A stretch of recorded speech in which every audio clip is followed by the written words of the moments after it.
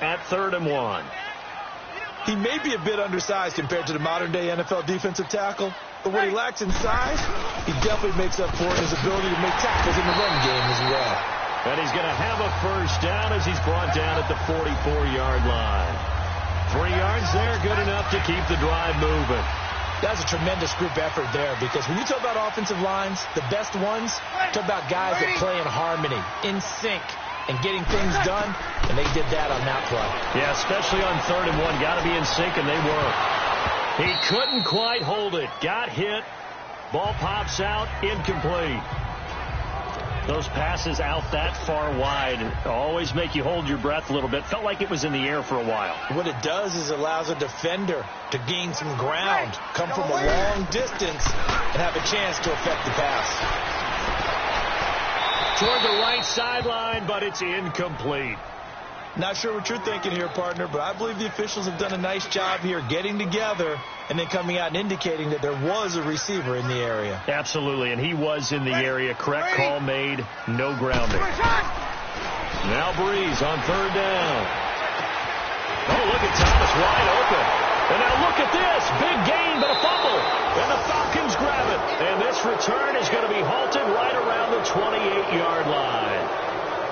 Well, he did what he's known for. He made the catch, then he turned into a runner, took the contact, and coughed it up. And all I remember as a player, when they catch the ball, when those acrobatic guys catch it, you have to make them pay sometimes. You have to put it on them, big tackle, knock the ball free. Anything you can do to slow them down. Falcons coming back out here onto the field. This has been a team that's had an interesting season. The rough start, and they picked it up some. As you look in your crystal ball going forward down the stretch, what do you see for the Falcons? Well, I think on the surface you would think the injuries are just too much to overcome on the defensive side of the ball. But the way they've been playing recently, they put everything on the offense and just asking the defense to do just enough. And the offense is really giving them great play because Matt Ryan can throw to Julio Jones, Mohamed Sanu, the rookie Calvin Ridley, Tevin Coleman and Ito Smith running it and catching it.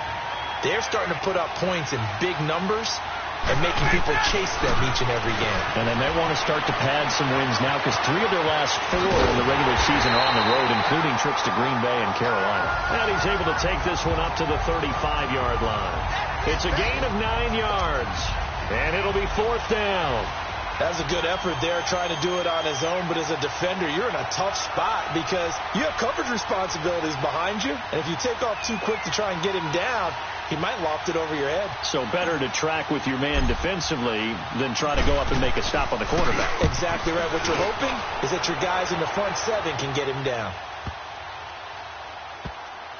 And a nice job here to down this one right on the 5-yard line. They take over 1st and 10 deep. The football going back over to the New Orleans Saints and a team this year, Charles, that really took off after that Week 1 loss. For me, it all came together Week 9. You think back to that game when they beat the Rams, knocked off their undefeated streak to start the regular season. So now, are the Saints really Super Bowl winning contenders? I mean, do you put them in that category? I certainly do, and I think people were wondering how they would respond this season after what happened to end last season, the Minneapolis Miracle, where they ended up giving up the touchdown pass in the last play of the game in the playoffs. And when it started losing at home to Tampa Bay, many wondered if their psyche had really been affected. But they've regrouped since then. The defense is really playing well. And then there's always Drew Brees to Mike Thomas. And that has worked very well for them. So since you mentioned Michael Thomas, and we talked about that win over the Rams, never forget going to get the flip phone, Mr. Michael Thomas, channeling his inner Joe Horn from back in the day. Following the penalty, it's Kamara. And he'll lose yardage on this one back to the 13. It's a loss of 2 there, bringing up 2nd down. I know the scouting report on him is that he doesn't possess the eye discipline to be an elite linebacker. And what that means is his ability to read, react, and make a play. But on that one, he looked like one of those guys. And he'll go down just shy of the 25 at the 24-yard line. 11 yards on the pickup, and that is going to set up a 3rd and 1. Alvin Kamara really settling into the league in his second season. And, of course, he came out of Tennessee, but not a lot of people remember he started at Alabama. He did, and got caught in that big mix of running backs at Bama. And they like those bigger, thicker runners, those guys that can break down defenses through the middle. Alvin Kamara ended up leaving Alabama, going to a junior college for a while. I believe he went to Hutchinson Junior College before matriculating at Tennessee and finding his way to the NFL, where he is now a star. Now a first down carry. It's Kamara. And able to stay on his feet past the 30 to about the 33-yard line. Yeah, give him 4 yards there. It'll be 2nd and 6. Tough running there. That's a hard-earned 4 yards. Yeah, those are the unsung kind of runs. They don't fill up the stat sheet, but they do set you up in good position on 2nd down. To throw, it's Breeze. He was looking for his big target, Brandon Marshall. And it's 3rd down. Defensively, Charles, they continue to really limit this offense as far as yardage goes. Yeah, you're exactly right. They've been assignment sound, staying in their lanes, keeping proper leverage, and communicating well, too. They'll set up the screen now to Kamara. And he's able to take this one up to the 35-yard line. Only 2 on the screen pass there, and it'll be 4th down.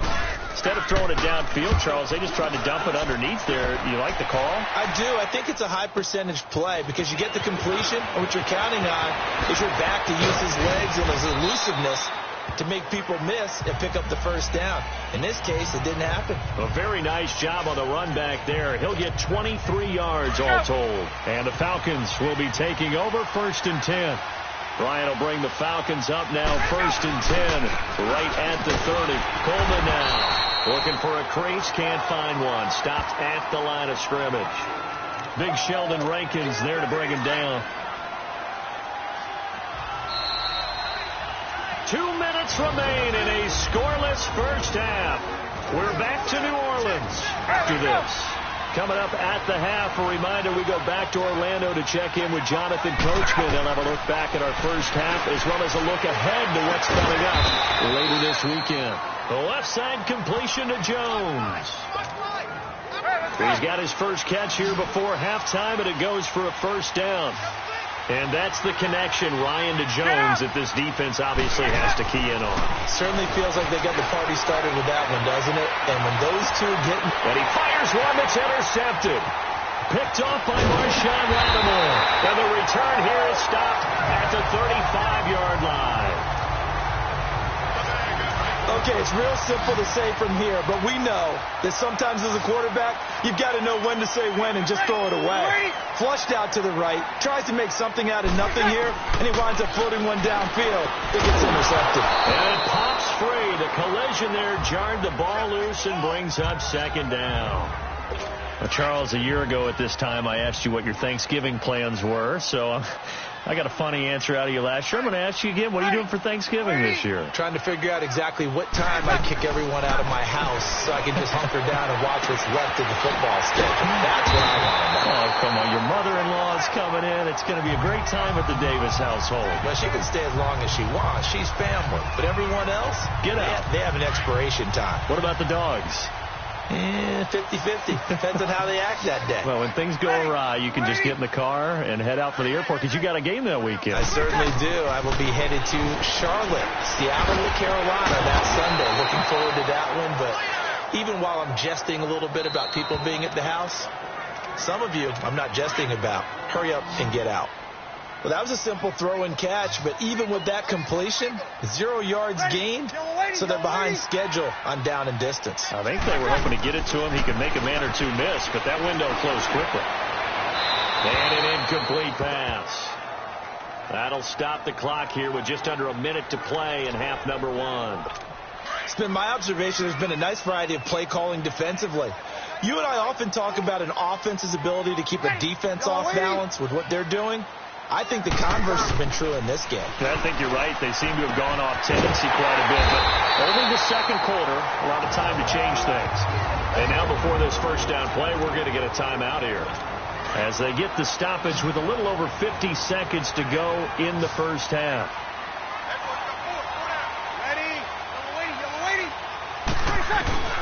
Breeze now on first down. Catch here, left side, Thomas. And he takes it down to the 10-yard line. 11 more on that one and another first down. Those are the kinds of plays right there that show you why he's the number 3 man in the NFL in terms of receiving yards. Also tells you there's a full combination of what he's got going in his game. You name it, from route running to catching the football. That's why he's able to produce those types of numbers. That's caught. It's Thomas. And it looks like he'll be just a yard shy of the 5 here as he's out at the 6. Nice job defensively to hold him to 4, and now it's 2nd and goal. If you're running out route, it's likely you're going to end up near the sideline. And what did we just see there? Toe tap. You got it. The benefits of practice. Toe tapping, foot dragging, picking it up, and making sure it was a catch. And he just chucked that one out of bounds, out of everyone's reach. Maybe a wise call not to take a sack in this part of the field. It brings up 3rd down. I tell you, Brandon, this defense is playing with some confidence. Haven't allowed a point yet. Flying to the football. I'm telling you, it's almost 11 to the ball on every snap. Another nice job here to force an incompletion. He loses 4, and it brings up 4th. On 4th down, off goes Drew Brees, and on comes the Saints kicker, Will Lutz, for the field goal attempt. And Lutz puts this one through. And the Saints are going to take a 3-0 lead. Well, the drive ends in just 3, but they'll take it. Looks like they'll head to the locker room, barring something unfortunate, in front on the scoreboard. Yeah, they may not be jumping up and down and celebrating because they have the lead, but still, any little momentum in a game like this is important to a team, and they'll feel real good about going in and regrouping, knowing that they are out in front. Final 12 seconds of the half now, as they've got it 1st and 10. Trying to shake off the interception. He'll look to throw. And finding the tight end, Hooper. And this offense going to elect to burn a timeout with 5 seconds remaining in quarter number 2. And now a long one for Matt Bryant. He's hit from 62 in his career, but that was all the way back in 2006. This to equal Matt Prater's record. It's a 64-yard attempt. And that's the risk of the long field goal miss here at this stage of the 2nd quarter. You give up great field position. And that gives them one more opportunity to make something happen and something big. And we've seen crazy stuff happen at the end of halves. Here's Brees to throw. And he will be brought down as time is now run out on this first half of action.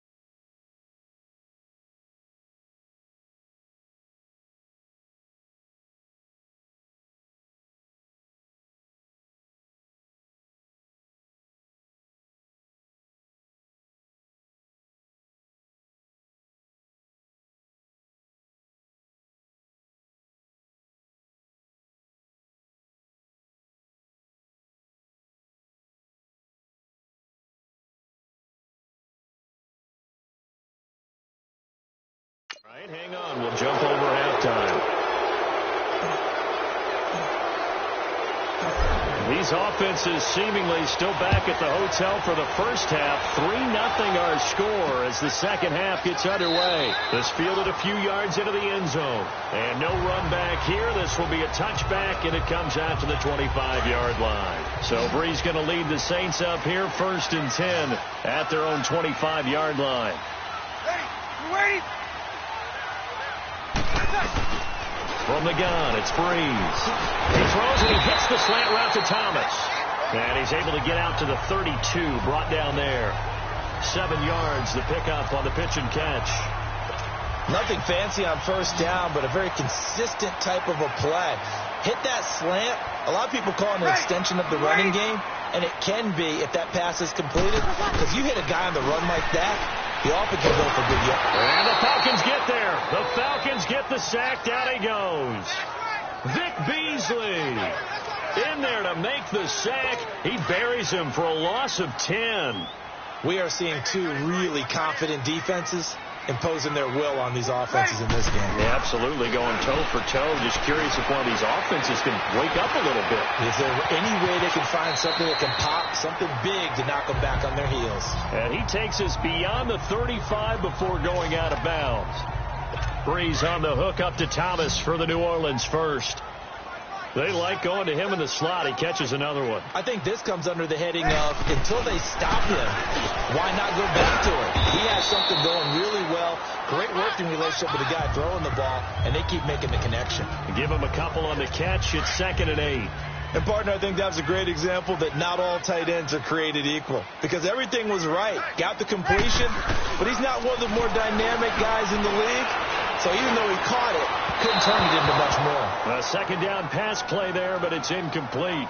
A pretty good coverage there, and both of these defenses, they've had good coverage throughout this one. No doubt about it, and in today's NFL, where we're used to a bit more scoring, this feels almost like a well-pitched game in baseball on both sides where the tension continues to build. Who's going to make the big play? Breeze going to throw. And this is going to be incomplete. Good coverage that time by the linebacker, Deion Jones. But sometimes you just have to take things into your own hands, don't you? I mean, the offense is really struggling in this game. They're the ones keeping things going. They have to continue to play at that level.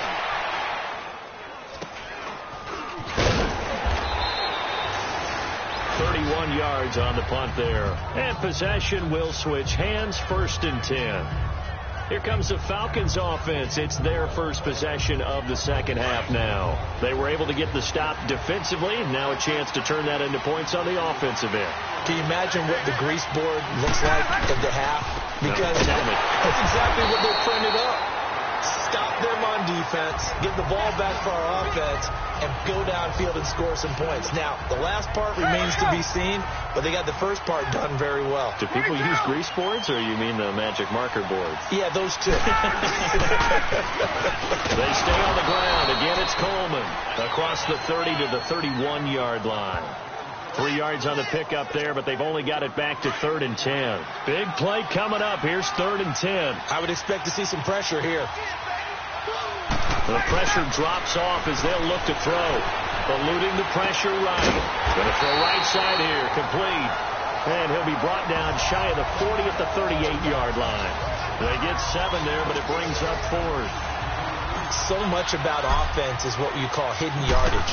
You know, you throw the ball to someone, they catch it, and then they can make a big play. You know, they create a play, run after catch. They did a really nice job there limiting that and keeping him from a first down. Yeah, stopped him in his tracks. Out onto the field comes New Orleans. And a tight game after punting last time. See if they can get something going on this drive. As they head to the field now, with the game this close, you got to feel there's a sense of urgency for them going on offense right now. But they have to do it without letting panic creep in and affect their play. Nice way to start the drive. A gain of 12 and a first down. And this is why trying to cover the angle route is so difficult.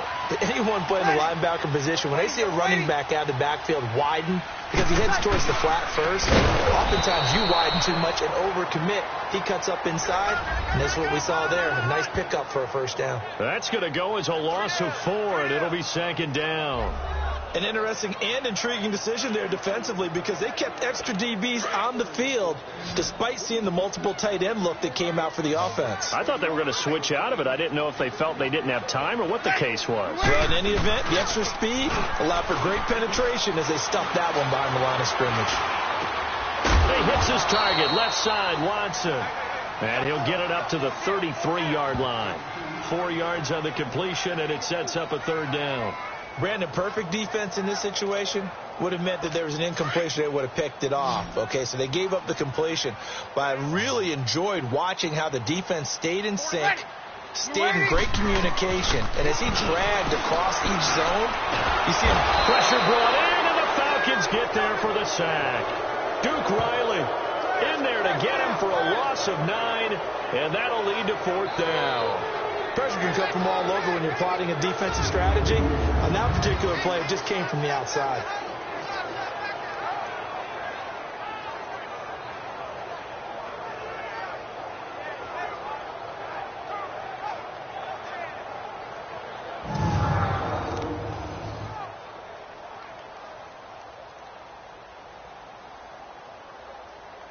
Here's Thomas Morstead now as he's on to punt for New Orleans. This is taken at the 18.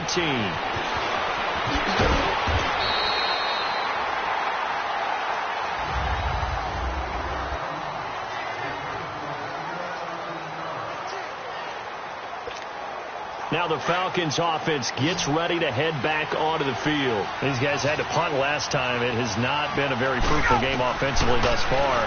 They haven't even made a trip to the red zone. And I know that everyone's going crazy on that sideline because that drives you berserk to come off the field, not really move the ball well. As you said, not even get to the red zone, let alone, not even put points on the board. They've got to just take a deep breath, relax, try and figure out what is working, and call more of that. On second down, here's Ryan. And he can't escape the pressure. Ryan goes down. Alex Okafor in there to drop him for his 5th sack of the year. Sometimes I watch games and wonder why they use play fakes on certain passing situations because it's not to fool anyone. I don't know if that was the case here, but the end result was the same. No one fooled. Quarterback was hit. And he'll get it out near the 40 to the 39. It'll be a gain of 8, but it'll also lead to a 4th down. They didn't get the first down, but I have to say I do like the call. I like what they were trying to do. Try and hit your receiver on the run and see if he can pick it up, keep it on his feet, get a little rack yardage. Yeah, but a nice job defensively to get to him and keep him short of the first.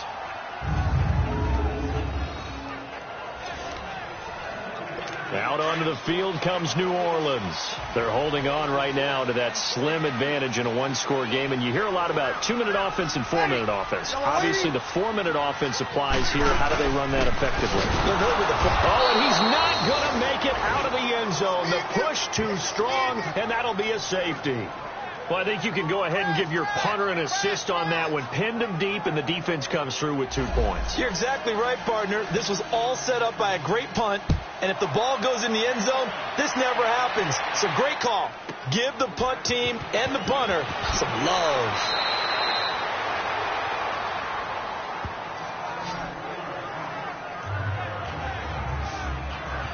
Atlanta now coming out on the field. These guys had to punt their last possession, and that's become too familiar of a refrain. Too many of these drives just wound up going nowhere. But you know how in baseball, when the pitcher gets a base hit and he's on base, they bring his jacket out to him to keep him warm? A lot of times the punter goes to the sideline, puts on sweatpants or a wrap over his leg to keep it warm.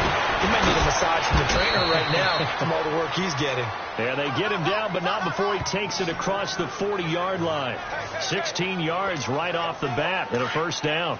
An ex-teammate used to tell me all the time, I hate experienced quarterbacks because no matter what, you really can't hide what you're doing. And I think that right there, he knew right away where the blitz was coming from, where his primary guy was going to be, and he ended up going to a secondary target for a nice game. I was just going to ask you, that wasn't the primary target.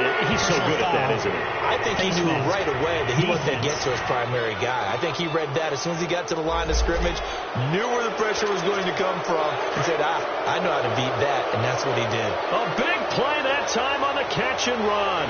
40 yards. On first down, Ryan escaping the pressure right. And he'll get it here to the 10-yard line. Nice work to get 7 out of that, and it's second down. Now, that was not a bad scramble there on first down. He didn't force it, nor did he throw it away. He was able to take off, and now he made it a very manageable second and short. On second down, Ryan. That's complete right around the 8. And the stop will come inside the 5 at the 4. Ryan to Sanu, good for an Atlanta first down.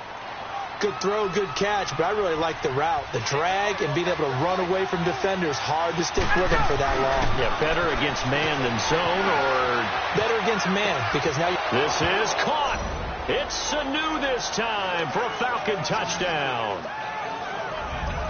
Mohamed Sanu, his 4th touchdown on the year. And the Falcons have taken the lead here in the 4th. So he scrambled right, but was able to look back toward the middle of the feeling the pressure here and taken down. A sack back at the 7.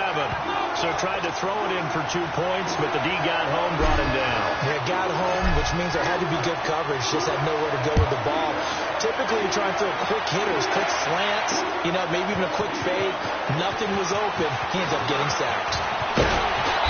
And good starting field position. He'll get this one all the way up to about the 35-yard line. Defensively, you said coming in earlier in the broadcast, the magic number was 20 points for you. That's what you thought they would have to hold this offense to, or less than that. And, wow, they've done that in a big way, haven't they? Not only have they done it, they put themselves in a great position to win this one because holding them down was paramount. They could get it done.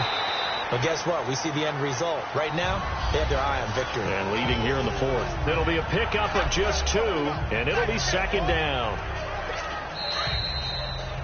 Time for a break. We'll come back for the electrifying conclusion after this. So it's Saints football as we get you reset. They come up on a second down now in a game that looks like it's going to go down the wire. Breeze now to throw. Over the middle to Smith. And they bring him to the ground just shy of midfield. 12 yards there as they keep this drive rolling. It's another first down.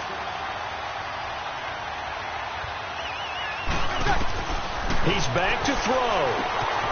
And Thomas has it. And this time he's able to take it down to the 42. Give him 9 there on the first down completion. Clock running, about to hit 90 seconds to go in the game. He'll look to throw. And the hit jarred it loose. It's incomplete. Now we're in the situation where the quarterback's got to take full charge of his huddle. Got to totally command it, make sure all eyes are on him. All focus is locked in. Going to call multiple plays and go over different situations and scenarios to make sure everyone is on the same page. And that's caught by Smith. And he's going to get this inside the 30. The 15 yards there on the catch and run. Back to throw. And that'll be incomplete. This defense not going to lag back. They come with pressure that time, force him out of the pocket, and the incompletion. And so many times when you're watching a game, you're seeing the offense doing all the dictating. In this case, the defense said, we're dictating the terms, and turned it loose towards him. Finds his man, Watson, over the middle. And he'll be a little shy of the 25 here at the 26-yard line. That catch good for only a yard, and it'll be third down. They'll look to throw. His throw caught right around the 6. And he'll take it into the end zone for the Saints touchdown. As his guys are in for 6. And the Saints have moved out in front here in the fourth quarter. Wow, I know it's a never-say-never situation, but to me, that looks like that's the one that's going to finish them off. A score that puts them in front here late, but now you got to rally your kick team, don't you, and say the last thing we need is a big return. And what happens is guys get overeager, get out of their lane because they're so excited they want to make the last tackle. You mess up, could come back at you a long way. And he'll be brought down at the 23, make it the 24-yard line. Here comes the Falcon offense now as they get set to take over here. They only need a field goal. Obviously, the clock a huge factor. They'll be watching that. What do they need to do here, Charles? Your sequence of plays has to get you out of bounds. And, a crusher there as it's intercepted. Picked up by Eli Apple.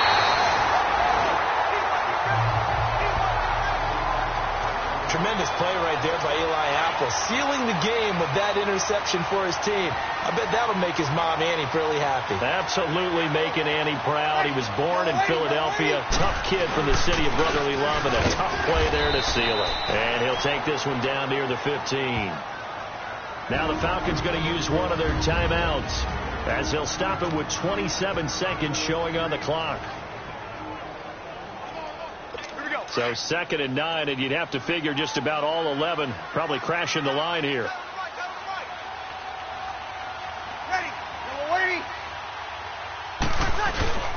They stay on the ground. This time it's Kamara. And he stopped immediately there. And the Falcons going to use another timeout as the clock stops with 23 seconds to go in the game.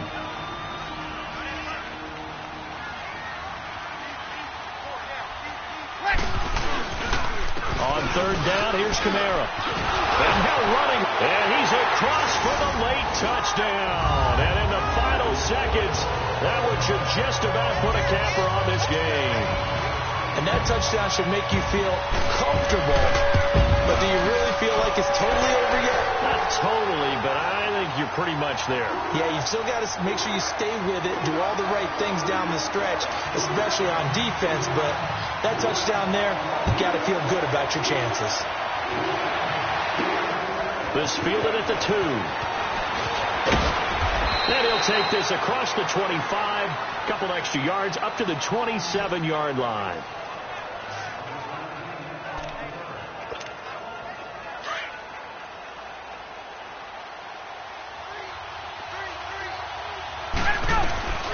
Now Ryan.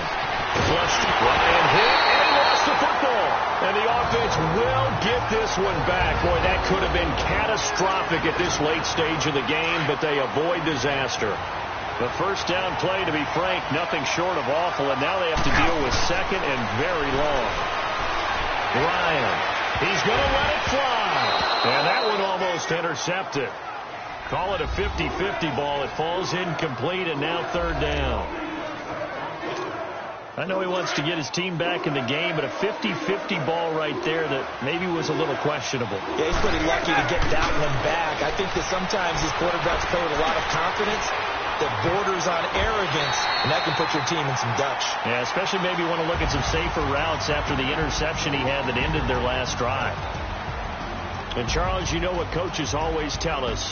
We want to win our home games. That much we know. We want to protect our home turf. They got that done in this one. Exactly right. When you start a season, everyone's goal: win all of your home games, split your road games, and you're likely going to be in the playoffs. But when you win at home, boy, what a great feeling that is. You don't even mind if people are at your house when you get home after a win like that. So for the Saints, they get win number 10 on the year as they move to 10-1. And now they get the weekend off as they get a little extra time to prepare to face the Dallas Cowboys. Meanwhile, for the Falcons, their luck may have run out as they fall to 4-7 now on the year. And they'll be at home for one next week as the Baltimore Ravens come to town. I'm Brandon Gaudin. Certainly have to thank Charles Davis, my broadcast partner, and our entire crew. We'll catch you next time right here. It's the NFL on EA Sports.